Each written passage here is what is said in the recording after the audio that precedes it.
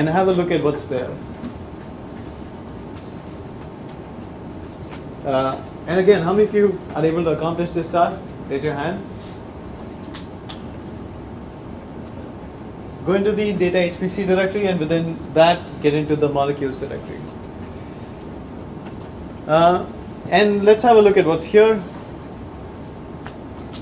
Here we have a bunch of .pdb files. Remember that in Unix land, these extensions don't really matter. Okay, it doesn't matter what extension a file has. If I rename this Cubane, and you don't do this with me, but if I rename cubane.pdb to cubane.mp3, that doesn't magically make it some kind of audio file. Right? If I play it using an audio player, that don't magically turn it into some kind of audio file. So but you see, I can still open it as if it were a text file. I can still say nanocubane.mp3, and for some reason that will just work. So all our PDB files look like this, and I've got no idea what they are. All I know is that they represent some kind of organic molecules, and if you remember any chemistry, you know that organic molecules are made up of only carbons and hydrogens, and so you see that you have a bunch of carbons and hydrogens here, and they have some kind of information about the carbons and hydrogens. How many of you know what a PDB file is? All right, go ahead. It's a file that has the coordinates where all the atoms are located in the structure. There we go. So I assume that these are X, Y, and Z coordinates for each one of those atoms, but there it is. That's what the PDB files are. And I'm not going to change any of these PDB files here. I am going to go ahead and rename cubane.pdb back to its original. So we got a bunch of PDB files here, and all of them refer to some kind of organic compound, propane, pentane, octane, so on and so forth. And you know that each one of them has one line for every carbon and hydrogen atom inside it. So if I wanted to ask, for example, which one of these is the largest molecule, or the molecule with the most number of atoms, how many of you would be able to tell me that without any chemistry knowledge? Okay, if I ask you to figure out, tell me the atom here with the largest number of, or the molecule here with the largest number of atoms, how would you go about doing this task? Largest file size? Someone is saying largest file size. Okay, that might be it. Count the line. Count the number of lines in each file, right? So if you look at, so we have a chemistry expert here. Which one here is the smallest molecule? It's not methane. It's probably methane. So let's have a look at methane. And I'm not going to open it with nano. That's a waste of my time. I'll just cat it. You see that it's really small, right? It's methane is CH4, so it's got 1 carbon and 4 hydrogens. And any of these is going to be larger than that. For example, propane I think is significantly longer. It's got a bunch of carbons, a bunch of hydrogens. But you see that it has more lines. Okay, so we have a bunch of files, and we have this this idea that we want to find the file with the largest number of lines. Okay. It turns out that we can automate this whole process. If we had 1,000 files, for example, it would be really difficult for us to figure out which the largest would be. But there is a tool that the Unix shell provides for you called WC, and WC stands for word count. Okay, so if you word count a file, for example, WC cubane.pdb, here's what you get. You get 3 numbers and the name of the file. The first number is the number of lines in that file. The second number is the number of words in that file, or anything that's separated by spaces. And the last number is the number of characters or letters in that file. So lines, words, and characters. And then you get, of course, the name of the file. So we can do WC cubane.pdb, we can do WC ethane.pdb, we can do WC propane.pdb. And we can very easily get the number of lines for each one of these files, right? Instead of having to open them or cat them and then count the number of lines by hand, we can do this convenient. We can use the convenient WC program. And if you're confused about which number is which, you can do WC minus L propane.pdb, and that will give you only the number of lines in propane.pdb. And as you can guess, WC minus W will give you only the number of words, and so on and so forth. So anyway, WC minus L propane.pdb gives you the number of lines in propane.pdb. All right. So now if I ask you to tell me the file with the most number of lines, how would you do it? Sort it and then get the first one. Sort what? Like, do you not, is there an option that you can get all of the line numbers, like all of the number of the lines of all of them? There is. And you're getting there. But what's the best way we know of right now? To get the file with the most number of lines? Just basically have a look at what files are here and say WCL, starting with the first one, cubane.pdb, and WCL ethane.pdb.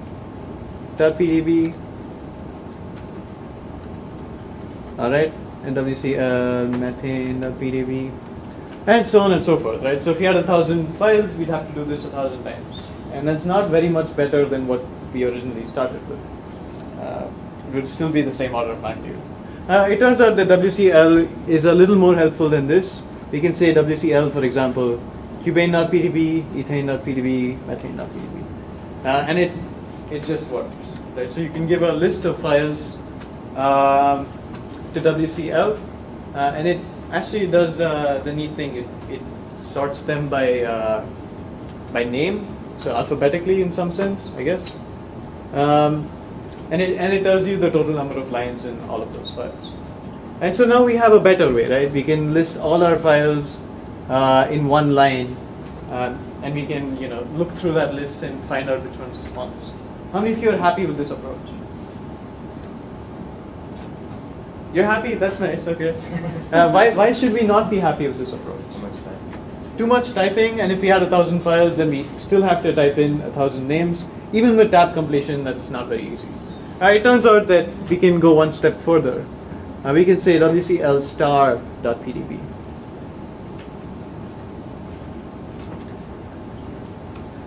And this does the right thing. Star is a special character that will match any number and any combination of characters. Okay. So whenever you say star, it will basically try and fill in with any number of characters and any combination of characters. Which means that if I did the following, if I said WCL, let's have a look here. WCL p star.pdb. What do you think this would do? All the files starting with P. All the files that start with P and then anything and then they end with .pdb, right? It does exactly that. And what about WCLPR star.pdb? Just propane.pdb, exactly. And so we can use the WCL star.pdb to go one step further here. And now it's really easy for us to figure out the largest. Well, let's start with the smallest. I think that might actually be easier. So from the output here, can someone tell me what the smallest PDB is? Okay, there it is. But how many of you are happy with this approach? Raise your hand. Just a few more are happy with this approach. And why should we not be happy with this one? Maybe there are a lot. Maybe there are a lot of files, and how can that be a problem? You have to eyeball the largest. You still have to eyeball the largest or the smallest, whichever one you're interested in. So it turns out that there's a way to get around this. Let's start by looking at a special feature of the shell called redirection. Remember shells, the Unix shell, by default will put the output of all its commands onto the shell itself. Right? So you type in a command, it executes that command, and then it prints out the output into the shell. And you can actually redirect the output to somewhere else. For example, you can redirect this to a file called lengths.txt. And when you execute this line, you see that nothing happens. Why did seemingly nothing happen?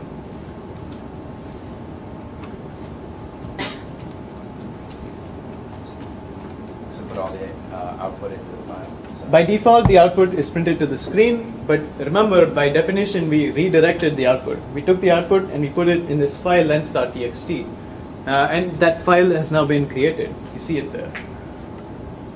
And if I look inside lens.txt, what should I see?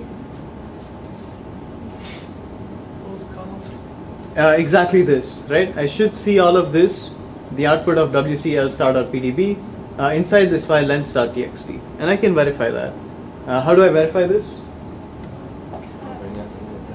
Open up a text editor, open up lens.txt, and you see that it's there. Alternatively, you can just do cat lens.txt, and now it will work. Okay, why go through this pain of putting the output in a file called lens.txt? One, because it's cool. We've learned about redirection. We know that we can take the output of any Unix command and put it inside a file.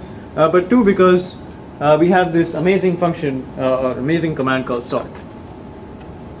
Sort expects a file and it sorts the contents of that file. Okay, so do you see where I'm heading with this? I took the output of wcl and now I can sort it. So how do I sort the output of wcl?